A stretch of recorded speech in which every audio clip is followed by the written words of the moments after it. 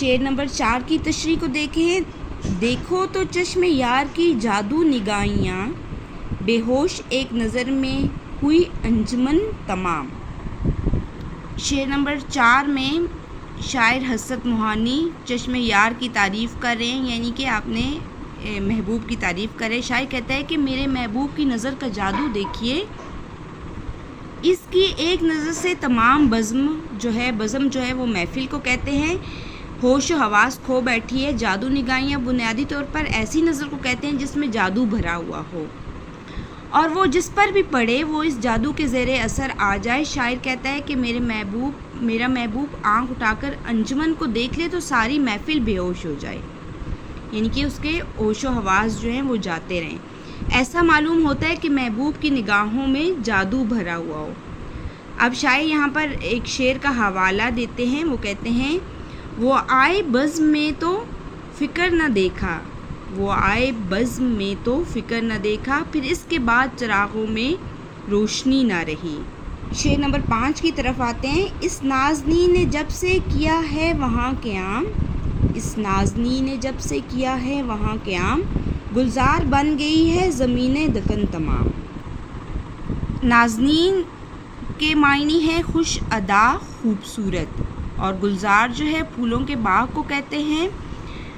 تشریح کو دیکھتے ہیں۔ اس میں شاعر محبوب کے حسن کی تعریف کرتے ہوئے کہتے ہیں کہ اس کا محبوب اس درجہ خوبصورت اور حسین و جمیل ہے کہ جہاں اس کے پاؤں پڑتے ہیں وہ جگہ بھی گلزار یعنی پھولوں کا باغ بن جاتی ہے، یعنی محبوب کے حسن کا اثر ہر جگہ نمایاں ہو جاتا ہے۔ یہاں شاعر مبالغہ آرائی سے کام لے رہا ہے، یعنی محبوب کے حسن کو بڑھا چڑھا کر بیان کر رہا ہے کہ وہ جہاں بھی جس محفل میں بھی پاؤں رکھتا ہے وہ محفل جو ہے وہ گلزار ہو جاتی ہے، یعنی کہ پھولوں کا باغ بن جاتی ہے۔ یہاں پر شاعر نے دکن جو ہے انڈیا کا شہر ہے اس کا حوالہ دیتے ہوئے، جو انڈیا کا شہر دکن ہے اس کا حوالہ دیتے ہوئے کہا ہے کہ اس کے ناز و انداز والے محبوب نے دکن میں جب قیام کیا تو دکن جو ایک عام سا شہر تھا وہ گلزار یعنی پھولوں کا شہر بن گیا۔ یا دکن پہلے ہی خوبصورت تھا لیکن محبوب کے آنے سے دکن کو 4 چاند لگ گئے۔ شاعر یہاں پر ایک شعر کا حوالہ دیتے ہیں۔ ان کے دیکھے سے جو آ جاتی ہے روح پر رونق، وہ سمجھتے ہیں کہ بیمار کا حال اچھا ہے۔ شعر نمبر 6 دیکھتے ہیں۔ اچھا ہے اہل جوہر کیے جائیں سختیاں، پھیلے گی یوں ہی شورش حب وطن تمام۔ مشکل الفاظ کے معنی دیکھتے ہیں۔ اہل جوہر سے مراد ظلم کرنے والے، اور یہ ظلم کرنے والے کون لوگ ہیں؟ یہ انگریز لوگ ہیں، برطانوی حکومت جو مسلمانوں پر ظلم کرتی تھی، اور شورش کہتے ہیں شور یا ہنگامہ۔ حسرت موہانی ایک اچھے شاعر ہی نہیں جو شیلے محب وطن اور سیاسی رہنما تھے۔ انہوں نے اپنی تحریروں اور تقریروں میں انگریزوں کے ظلم و ستم اور ملک کی غلامی کے خلاف آواز اٹھائی۔ ان کی جو تحریریں اور تقریریں تھیں اس میں انہوں نے انگریزوں کے ظلم و ستم اور ملک کی غلامی کے خلاف آواز اٹھائی۔ وہ پہلے رہنما تھے جنہوں نے پوری آزادی کا نعرہ لگایا۔ انگریز انہیں اپنا دشمن اور مخالف سمجھتے تھے۔ انہیں کئی بار جیل بھیجا گیا اور ان کی پریس اور دوسرا سامان بھی ضبط کر لیا گیا۔ اس کے باوجود حسرت کی سرگرمیوں میں کوئی کمی نہ آئی۔ وہ جیل جاتے تھے، وہاں بھی شعر کہتے تھے اور سزا کے طور پر چکی بھی پیستے تھے۔ حسرت نے اس شعر میں کہا ہے کہ اہل جوہر جو انگریز حکمران ہیں ہم پر جس قدر چاہیں ظلم و ستم ڈھائیں، لیکن ان کی یہ سختیاں ہمارے جذبہ آزادی کو کم نہیں کریں گی، اس میں اضافہ ہی ہوگا۔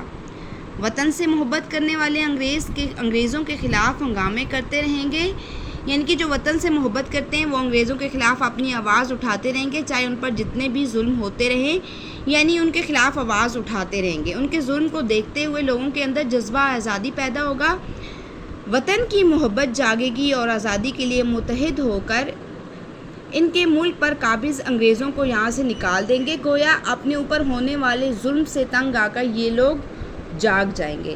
تو مولانا حسرت موہانی کہتے ہیں کہ جو لوگوں پر ظلم ہو رہا ہے، جو انگریز جو ہیں اہل جوہر جو ان پر ظلم کر رہے ہیں، وہ ان پر ظلم کریں گے تو اس سے یہ ہوگا کہ لوگوں میں حب الوطنی اور آزادی کا جذبہ جاگ جائے گا۔